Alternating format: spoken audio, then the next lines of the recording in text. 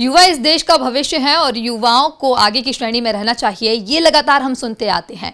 चाहे बात की जाए राजनीतिक स्तर की, तो राजनीति में भी जो है युवाओं को बढ़ चढ़कर जो है आगे रहना चाहिए और उन्हें मौका भी मिलना चाहिए। कांग्रेस में भी यूथ के चुनाव होने वाले हैं और इसी को लेकर जो है हमारे साथ आज एक खास मेहमान मौजूद हैं। यहाँ पर संजय सिंह यादव जी हैं, जो कि ग्वालियर से बिलोंग करते हैं और जो है युवा कांग्रेस के चुनाव में प्रत्याशी भी हैं। जिस प्रकार से युवाओं को लेकर चर्चा चलती है कांग्रेस में, उन तमाम चीजों को लेकर हम आज चर्चा करेंगे संजय जी आपसे। बहुत स्वागत आपका स्वदेश न्यूज़ में। मैं ग्वालियर से आता हूं, संजय सिंह यादव नाम है। अभी मैं यूथ कांग्रेस का राष्ट्रीय सचिव के पद पर हूं। चूँकि ये हमारा सिस्टम है कि जो भी इस मध्य प्रदेश यूथ कांग्रेस के चुनाव को लड़े या किसी भी राज्य में अगर हमारे चुनाव को लड़ता है तो उस पद से हमें रिजाइन करना होता है। तो मैंने भी अभी रिजाइन अपना कर दिया है। तो बाकी मैं हमारा मध्य प्रदेश यूथ कांग्रेस के अध्यक्ष के लिए मैं चुनाव लड़ रहा हूं और निश्चित रूप में मुझे लगता है कि इस बार मध्य प्रदेश के युवा मुझे चुनेंगे और मध्य प्रदेश के युवाओं की कमान देंगे। बिल्कुल। इस बात की जाए इस चुनाव की, तो काफी समय से चुनाव की बात चल रही है, लेकिन लगातार जो है चुनाव आगे बढ़ते ही जा रहे हैं। क्या कारण है कि लगातार जो है देरी हो रही है चुनाव? ये मैं बताना चाहता हूं कि चूंकि पिछली बार जब मार्च में हमारा इलेक्शन होना था तो उस समय मध्य प्रदेश की जो भारतीय जनता पार्टी के जो मोदी जी हैं और शिवराज सिंह जी ने जो छल कपट के और धनबल के आधार पर हमारी सरकार के विधायकों को खरीद कर हमारी सरकार गिराई। उस समय ऐसी परिस्थिति बनी कि उसी समय इलेक्शन था और उसी समय ये सरकार गिरी, तो किन्हीं कारणों से ये हमारा इलेक्शन नहीं हो पाया। बीच में कोरोना काल रहा और निश्चित रूप में अब फिर आजकल में हमें नई डेट मिलेगी और मुझे लगता है अगले महीने की 10 तारीख से पहले हमारा चुनाव हो जाएगा। संजय जी, अगर बात की जाए आपके खुद के राजनीति सफ़र की, तो काफ़ी ज़्यादा हमने देखा है आप लंबे समय से जो है युवाओं के लिए, कांग्रेस के लिए काम करते हुए आ रहे हैं। तो हम सबसे पहले तो आपसे आपके राजनीतिक सफ़र के बारे में भी जानना चाहेंगे कि किस प्रकार से राजनीति का सफ़र आपका शुरू हुआ है। ये मैं बताना चाहता हूँ कि 2007 से लगातार मैं भारतीय युवा कांग्रेस में काम कर रहा हूं। ग्वालियर में कई संगठनात्मक पदों पर रहा। ग्वालियर जिला युवक कांग्रेस का उपाध्यक्ष रहा। फिर जब हमारे चुनाव सिस्टम शुरू हुआ तो उसमें मैं जनरल सेक्रेटरी लोकसभा ग्वालियर में रहा। फिर लोकसभा अध्यक्ष ग्वालियर का रहा। फिर राष्ट्रीय सचिव मुझे हमारे देश के नेता आदरणीय राहुल जी ने मुझे इंटरव्यू करके मुझे चुना और आज मध्य प्रदेश के प्रदेश अध्यक्ष के लिए मैं चुनाव लड़ रहा हूँ। तो ये मेरा राजनीतिक कैरियर रहा। काफ़ी लंबे समय से मैं नौजवानों की, युवाओं की लड़ाई मैंने ग्वालियर में, प्रदेश में और राष्ट्रीय स्तर तक मैंने लड़ी। मैं कई राज्यों में प्रभारी रहा, उत्तराखंड में रहा, उत्तर प्रदेश में रहा, हरियाणा में रहा, गुजरात में रहा। कई राज्यों में मैंने युवाओं के लिए काम किया और कई राज्यों का प्रभारी भी रहा। जी। अगर बात की जाए कांग्रेस में युवाओं की, तो लगातार ये सवाल उठते रहे हैं कि युवाओं को मौका कम दिया जाता है या युवाओं को जो है पीछे रखा जाता है। जो पहले वरिष्ठ नेता हैं उन्हीं को लगातार आगे मौका दिया जाता है। इन तमाम चीज़ों को लेकर अंतर्कलह भी हमने कांग्रेस में देखी है। तो अब जो है युवाओं के लिए किस प्रकार का प्लान बनाया जा रहा है? कांग्रेस में अब कहाँ पर उन्हें देखा जाता है? ये देखिए, बताना चाहता हूँ, जब हमारी सरकार 2018 में बनी तो युवाओं को बहुत जगह मौका दिया। कई जगह कमलनाथ जी ने उनको आगे लाने के लिए काम किया, चाहे रोजगार की बात हो। और पर 15 महीने के कार्यकाल में जितना काम कमलनाथ जी ने नौजवानों के लिए किया, मुझे लगता है शिवराज सिंह जी की 15 और ये 8 महीने से लगातार चल रही सरकार है, तो मुझे तो नहीं लगता जो काम कमलनाथ जी ने किया वो शिवराज सिंह जी कर रहे हैं। और रही बात कांग्रेस पार्टी के युवाओं के आगे लाने की, तो 2018 के चुनाव में बहुत सारे नौजवानों को टिकट दिया। कुणाल चौधरी जी इसका उदाहरण है। और रही आगे की बात, तो निश्चित रूप में हम जैसी युवाओं को जो नीचे से लेकर ऊपर तक लाने का काम कांग्रेस पार्टी ने किया, राहुल जी ने किया।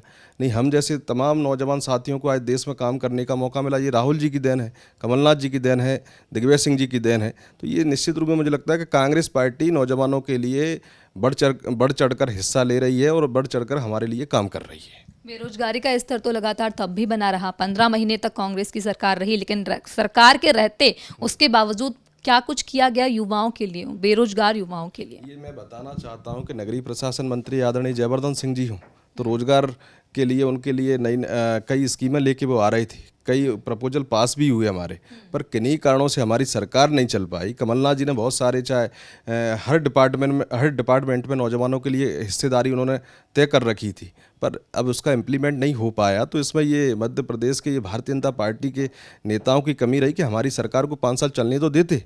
जब 5 साल हमारी सरकार नहीं चल पाई तो हम कैसे बताएंगे? और निश्चित रूप में 2023 में जब हमारी सरकार आएगी तो फिर नौजवानों के लिए सरकार जो रोजगार के संसाधन उपलब्ध कराएगी, निश्चित रूप में आगे ऐसा होगा।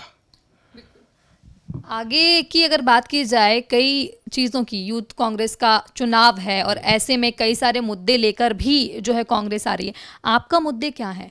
आप किस स्तर पर आगे काम करने वाले हैं? जी। देखिए, अगर मुझे इस चुनाव में, इस युवक कांग्रेस के चुनाव में अगर मध्य प्रदेश के युवा साथी अगर मुझे अध्यक्ष के लिए चुनते हैं, तो निश्चित रूप में मैं उनकी लड़ाई हर दम लड़ूंगा। मध्य प्रदेश के नौजवानों की लड़ाई, उनके हक की लड़ाई इस भारतीय जनता पार्टी की सरकार के खिलाफ जाके हम लड़ेंगे, और नौजवानों को पार्टी में जो मौका मिलना चाहिए, जो पार्टी में जो पद उनको मिलना चाहिए, जो मान सम्मान मिलना चाहिए, आने वाले समय में नगरीय निकाय के चुनाव हैं, तो निश्चित रूप में मैं पार्टी के समक्ष हमारे नौजवानों को ज़्यादा से ज़्यादा टिकट दिलाने की बात करूंगा, हमारे नौजवानों को आगे लाने की बात करूंगा। तो मैं आने वाले समय मध्य प्रदेश के युवाओं की लड़ाई लड़ने के लिए पूर्ण रूप से तैयार हूँ। एक बहुत ही महत्वपूर्ण सवाल मैं आपसे करना यहाँ पर चाहूँगी कि युवा जो होते हैं काफ़ी ज़्यादा कहा जाए तो एक वो शब्द है युवा का जो काफ़ी ज़्यादा मायने रखता है किसी भी परिस्थिति को बदलने के लिए, किसी भी हालातों को बदलने के लिए। आपके लिए युवाओं का क्या मायने रखते हैं कि किस प्रकार से जो है युवाओं को आगे आकर काम करना चाहिए, या अब किस प्रकार से बदलाव हो सकता है? ये देखिए, आज पूरे भारत देश की बात करें तो आज भारत देश युवाओं का देश के रूप में जाना जाता है विश्व में। और रही बात युवाओं के काम करने की, तो ये रीढ़ की हड्डी के रूप में भी युवाओं को माना जाता है, और युवाओं को निश्चित रूप में आगे आना चाहिए। और मैं तो ये बात करता हूँ हमारी पार्टी के नेताओं से, राहुल जी से, राहुल जी खुद युवाओं को जितना आगे लाने का काम कर रहे हैं, मुझे नहीं लगता किसी दूसरे दल में ऐसा सिस्टम है कि नीचे से लेकर ऊपर तक एक सामान्य परिवार के व्यक्ति को भी उस पद पर आने का मौका मिला।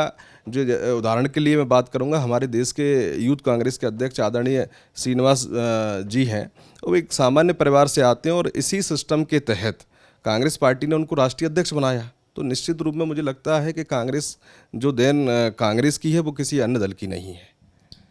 जैसे यूथ कांग्रेस है, लेकिन उसी प्रकार से भाजपा में भी भाजपा युवा मोर्चा है, दोनों में ही क्या अंतर है? आप कितना फर्क समझते हैं? यूथ कांग्रेस के कार्य जो है वो किस प्रकार से है, अगर और भारतीय जनता पार्टी की भी बात की जाए तो युवा मोर्चा की बात की जाए, वो क्या अंतर समझते हैं आप दोनों में? आपको ये मैं बताऊं कि ये हमारा जो संगठन है युवक कांग्रेस का, इस संगठन में युवाओं को आम परिवार के युवाओं को भी मौका मिलता है हमारे यहाँ।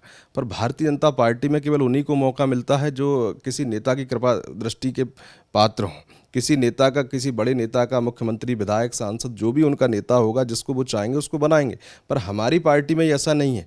हमारी पार्टी में अगर कोई नेता किसी को नहीं चाहेगा, तो भी अगर उसमें काबिलियत है, उसमें गट्स हैं और उसको नौजवान पसंद करता है, तो उसको मौका मिलेगा, वो किसी भी पद पर आ सकता है। ये हमारे यहाँ के संगठन का और भारतीय जनता युवा मोर्चा के संगठन में ये अंतर है।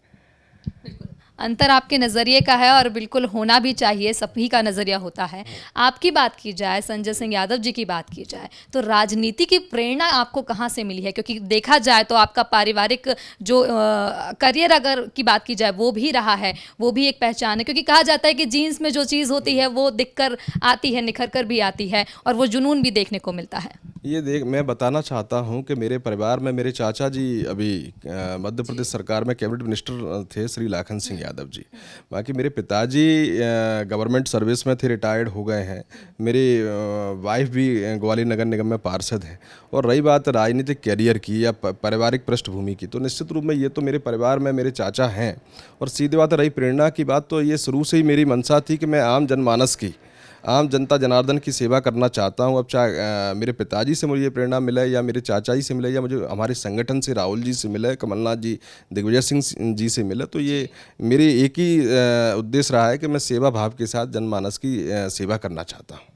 बिल्कुल। यूथ कांग्रेस की अगर बात की जाए तो कितने ऐसे लोग होंगे, या जो पूरे संगठन की बात की जाए कितने इसमें सदस्य होंगे, किस प्रकार से ये पूरा चुनाव लड़ा जाएगा? हम चाहते हैं आप हमारे दर्शकों को इसकी भी जानकारी दें। ये इसमें हमारे 4 लाख के लगभग पूरे मध्य प्रदेश में हमारे एक्टिव मेंबर हैं, जो आने वाले समय में हमको मतदान करेंगे, वोट डालेंगे। और ये जो एक्टिव मेंबर हैं, सबसे अधिक जिसको मत देंगे वही अध्यक्ष होगा। और यही जो प्रणाली है वो डिस्ट्रिक्ट स्तर पर, और डिस्ट्रिक्ट स्तर पर भी रहेगी और स्टेट स्तर पर भी रहेगी। जिसको सबसे ज़्यादा वोट मिलेगा वो जिले में अध्यक्ष बनेगा, उससे कम वाले को वो वाइस प्रेसिडेंट बनेगा, जनरल सेक्रेटरी बनेगा। और यही स्टेट में रहेगा, जिसको सबसे ज़्यादा मत मिलेंगे उसको स्टेट प्रेसिडेंट मिलेगा, वाइस प्रेसिडेंट मिलेगा और जनरल सेक्रेटरी मिलेगा। ये हमारी प्रणाली है हमारे संगठन की। तो निश्चित रूप में ये आने वाले समय में ये हमारे इस संगठन का लोगों को असर दिखेगा कि किस तरीके से कांग्रेस नौजवानों को मौका दे रही है। समय तो बीत चुका है काफ़ी ज़्यादा, लेकिन अभी क्या लगता है आपको, कब तक ये पूरे जो है चुनाव हो जाएंगे, कब तक तारीखों की भी घोषणा हो सकती है? मुझे लगता है आज देर रात तक हमको तारीखें मिल जाएंगी, और जहाँ तक मेरा अनुमान है तो करीबन 7, 8, 9 दिसंबर को ये इलेक्शन होना चाहिए। एक अंतिम और बहुत ही महत्वपूर्ण सवाल मैं आपसे यहाँ पर करना चाहूँगी कि संजय सिंह यादव जी के लिए यदि आप चुनाव जीतते हैं तो उसके बाद आप भविष्य कहाँ देखते हैं युवाओं का, किन मुद्दों के साथ आगे बढ़ेंगे? ये देखिए, अगर मुझे मध्य प्रदेश का हमारे कांग्रेस पार्टी के हमारे यूथ कांग्रेस के साथी मुझे मौका देते हैं तो निश्चित रूप में मैं युवाओं की बात करूं तो इस मध्य प्रदेश में जो भारतीय जनता पार्टी की सरकार है उसके खिलाफ पुरजोर तरीके से हम विरोध करेंगे, और हमारे नौजवानों को आगे लाने का जो भी यथासंभव प्रयास मेरे द्वारा किया जाएगा निश्चित रूप में मैं करूँगा, और नौजवानों को आगे लाने का काम करूँगा। बहुत बहुत शुक्रिया संजय जी हमसे जुड़ने के लिए। तो संजय सिंह यादव जी जो कि ग्वालियर से बिलोंग करते हैं और अब जो है यूथ कांग्रेस का चुनाव भी लड़ने वाले हैं।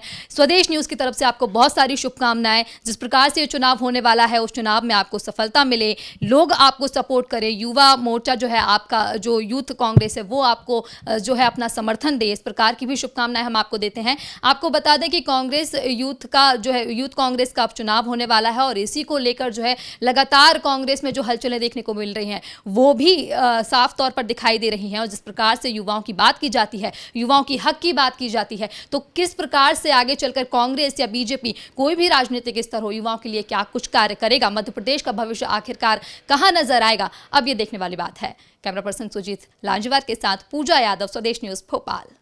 ना डरेंगे ना झुकेंगे, सत्य के लिए कुछ भी करेंगे। यहाँ खबर सिर्फ खबर नहीं, खबर एक मिशन है। जब बात हो देश की तो समझौता कैसे? स्वदेश न्यूज, सबसे पहले देश।